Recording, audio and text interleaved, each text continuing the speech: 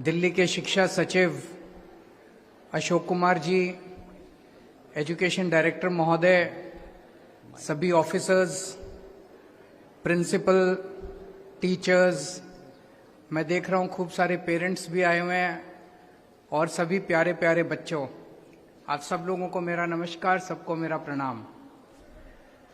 अभी जब मैं स्कूल में बाहर से घुसा,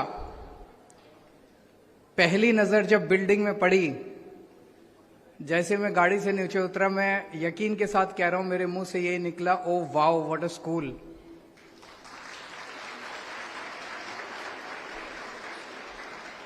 क्या शानदार स्कूल बना है, इतना खूबसूरत बाहर से दिखाई दे रहा था। उसके बाद बच्चों ने सलामी दी, एनसीसी के बच्चे थे शायद, उन्होंने सलामी दी और कितने प्रोफेशनल तरीके से उन्होंने सलामी दी। मैं बहुत सारे कॉलेजेस में भी जाता हूं, स्कूल्स में भी जाता हूं,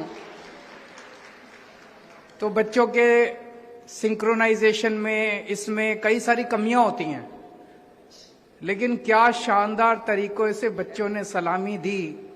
मैं उन सभी बच्चों को बधाई देना चाहता हूं।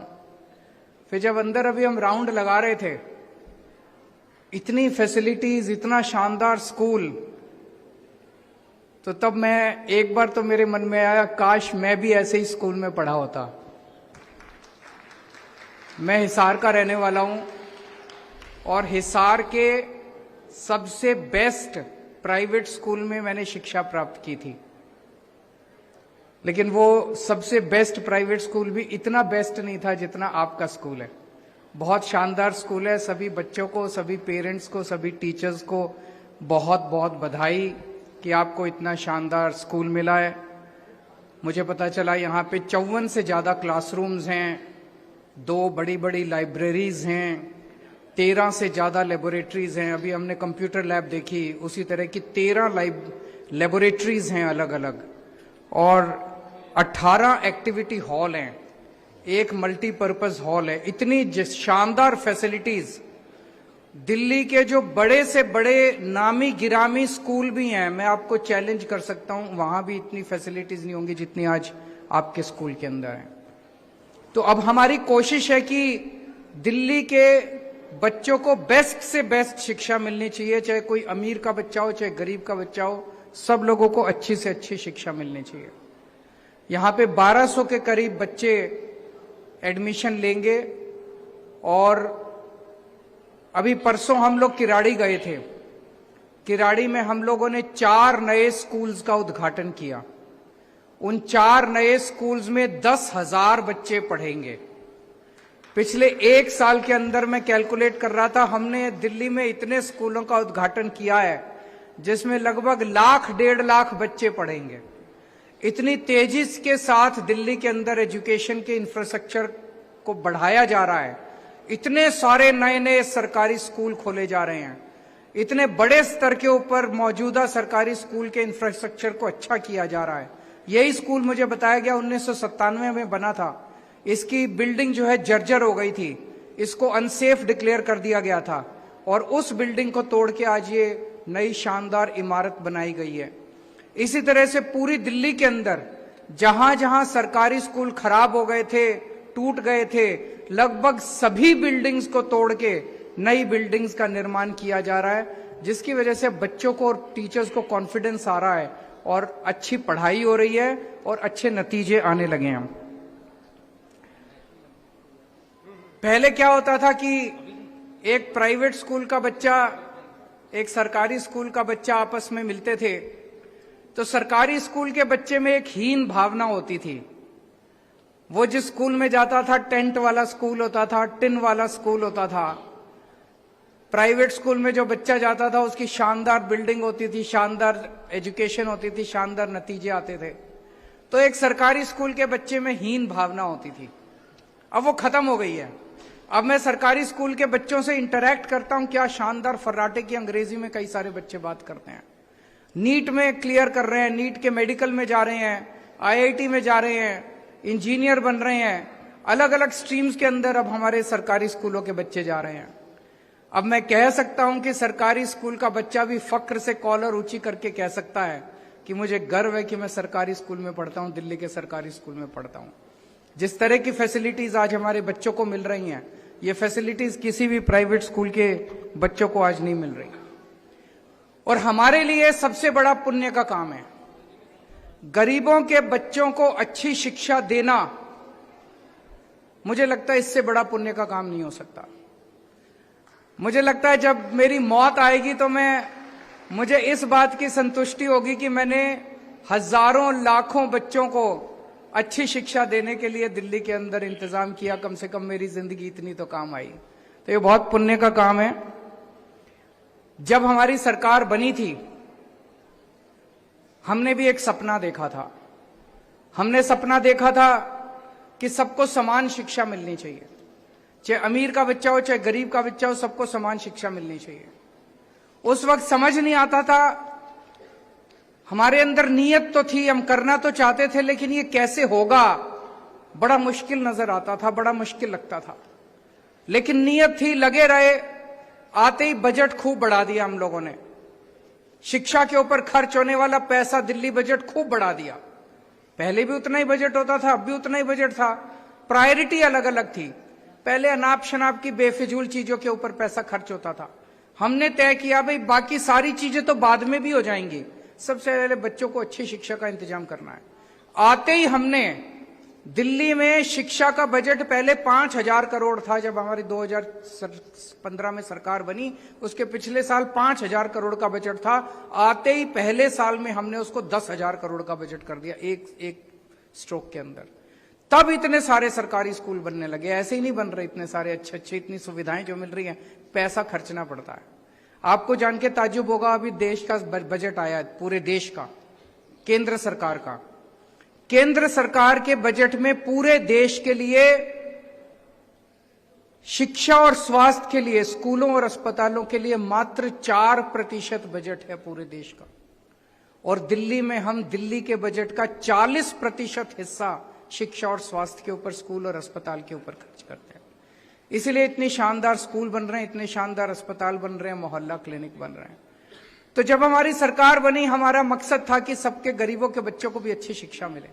तो कई लोग कहते थे ऐसा करो जी, ये कंपलसरी कर दो, ऑर्डर जारी कर दो कि सारे आईएएस अफसरों के बच्चे, आईपीएस अफसरों के बच्चे, मंत्रियों के बच्चे सरकारी स्कूल में पढ़ेंगे। जबरदस्ती कर दो। जबरदस्ती करने से शिक्षा अच्छी नहीं होती। हमने दूसरी चीज अपनाई, दूसरा आइडिया अपनाया कि हम सारे सरकारी स्कूलों को इतना अच्छा कर देंगे कि सभी मंत्री, आईएएस अफसर अपने अपने बच्चों को वॉलंटरली इन स्कूलों के अंदर दाखिल कराना चालू करेंगे। और आज मुझे कहते हुए खुशी हो रही है, हमारे कई एमएलए ऐसे हैं जिन्होंने अपने बच्चों को प्राइवेट स्कूल से निकाल के सरकार, गुलाब सिंह है हमारे मटियाला वाले, अमानतुल्लाह खान है हमारे ओखला वाले, और भी कई एमएलए हैं जिन्होंने अपने बच्चों को प्राइवेट स्कूल में पढ़ रहे थे, अच्छा खासा पढ़ रहे थे, उन्होंने उसको निकाल के सरकारी स्कूल में भर्ती कराया, क्योंकि उनको लगता है कि उनके एरिया का सरकारी स्कूल अब बहुत अच्छा हो गया। बहुत सारे ऐसे लोग हैं जो अपने बच्चों को, बड़े बड़े लोग हैं, बहुत बड़े वकील हैं दिल्ली में, सर सुप्रीम कोर्ट में उनकी वकालत है, उनसे मैं बात कर रहा था। उन्होंने अपने बच्चों को अभी बहुत बड़े प्राइवेट स्कूल से निकाल के, उनके पास बहुत पैसा है, पैसे की कमी नहीं है, उनको लगता है कि सरकारी स्कूल अब जो उनके घर के पास बना है उसके अंदर जो सहूलियत है वो प्राइवेट स्कूलों के अंदर सहूलियत नहीं है। मैं एक क्लास में गया एक सरकारी स्कूल में, मैंने वहां बच्चों से पूछा, मैंने कहा कौन कौन बच्चे प्राइवेट स्कूल से नाम कटा के आए हैं? 7-8 बच्चों ने हाथ उठाया। उनमें से मैंने एक बच्चे से पूछा कौन से स्कूल से आए हो? बोला सेंट कोलंबस से। तो सेंट कोलंबस से नाम कटा के बच्चे अब सरकारी स्कूलों के अंदर भर्ती हो रहे हैं। अच्छा ही हो रहा होगा, इसीलिए सरकारी स्कूल के अंदर लोग अपने बच्चों को प्राइवेट स्कूल से निकाल के। तो हमारा ये मॉडल सक्सेसफुल हो, हमने सबके लिए अच्छी शिक्षा का इंतजाम किया, हमने ऑर्डर पास करके जबरदस्ती नहीं की। अब इतनी अच्छी शिक्षा है कि लोग अपने आप अपने बच्चों को सरकारी स्कूल में पढ़ाना चाहते हैं। आप भी अपने लिए सपना देखना। जो बच्चे सरकारी स्कूलों में पढ़ते हैं, गरीब परिवारों से तो जरूर आते हैं, लेकिन हर एक के मन में एक सपना होता है, वो कुछ करना चाहता है, वो कुछ बनना चाहता है, लेकिन पहले वो सपना पूरा करने के लिए साधन नहीं होते थे उनके पास। बच्चों के सपने मर जाया करते थे, लेकिन अब हमने आपके सपनों को पर दिए हैं, आपको सारी सहूलियतें दी हैं, आपको सारे साधन दिए हैं। अब अपने सपनों को पूरा करने के लिए जी जान लगा देना। आईआईटी का सपना देखना, डॉक्टर बनने का सपना देखना, बड़ा वकील बनने का सपना देखना, लेकिन जिंदगी में जो कुछ भी बनो, ये याद रखना कि ये जो शिक्षा आप लोग पा रहे हो, ये जो फ्री की शिक्षा लग तो रही है फ्री की है, लेकिन जिंदगी में कुछ भी फ्री में नहीं मिलता। कहीं से तो पैसा आ रहा है। ये कहां से पैसा आ रहा है? दिल्ली सरकार से आ रहा है। दिल्ली सरकार के पास कहां से पैसा आ रहा है? दिल्ली के 2 करोड़ लोग जो टैक्स देते हैं, उसी टैक्स का पैसा है।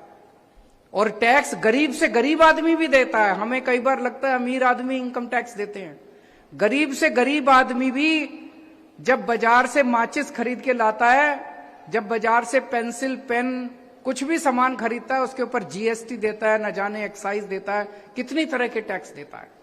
तो ये जो टैक्स का पैसा आता है, गरीब भी देता है टैक्स का पैसा, उनके टैक्स के पैसे से आज आप लोगों को शिक्षा मिल रही है।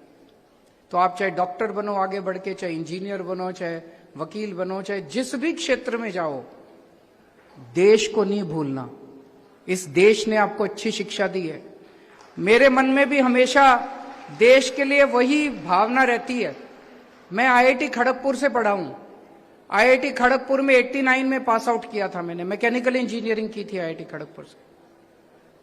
आईआईटी खड़गपुर में जब उन दिनों में बेस्ट फैसिलिटीज, बेस्ट इंस्टीट्यूट है देश का, इंजीनियरिंग के मामले में बेस्ट इंस्टीट्यूट माना जाता है आईआईटी खड़गपुर। सारी फैसिलिटीज मिलती थी हम लोगों को, इतनी महंगी महंगी लेबोरेटरी होती थी, इतने महंगे महंगे एक्सपेरिमेंट होते थे। और पता है हमारी ट्यूशन फीस कितनी थी? 30 रुपए महीना। 30 रुपए महीने के अंदर आईआईटी जैसे शानदार इंस्टीट्यूट में इंजीनियरिंग की पढ़ाई नहीं हो सकती। तो कहां से पैसा आता था? मेरा देश मेरे को पढ़ा रहा था, मेरे देश ने मेरी शिक्षा के ऊपर खर्च किया, इसलिए आज मैं यहां पहुंच पाया। इसको याद रखना, जिंदगी में जो कुछ भी बनो, ये याद रखना कि आपके देश ने आपको पढ़ाया। आपके देश का जो कुछ भी आप बन रहे हो, जो कुछ भी आप बनोगे जिंदगी में, आपके देश का उसमें सबसे ज्यादा कंट्रीब्यूशन है। देश को मत भूलना। डॉक्टर बनो, डॉक्टर रह के देश की सेवा करना। इंजीनियर बनो, इंजीनियर रह के देश की सेवा करना। जो भी करो, आपकी मर्जी है, जो फील्ड चुनो, देश की सेवा जरूर करना, उसको बिल्कुल मत भूलना। तो आज आप लोगों को इतना शानदार स्कूल मिला, आपके साथ इस मौके पे, उद्घाटन के मौके पे शरीक होके मुझे आज बहुत अच्छा लग रहा है। सभी टीचर्स को, सभी पेरेंट्स को, सबको बहुत बहुत बहुत बहुत बधाई। Thank you.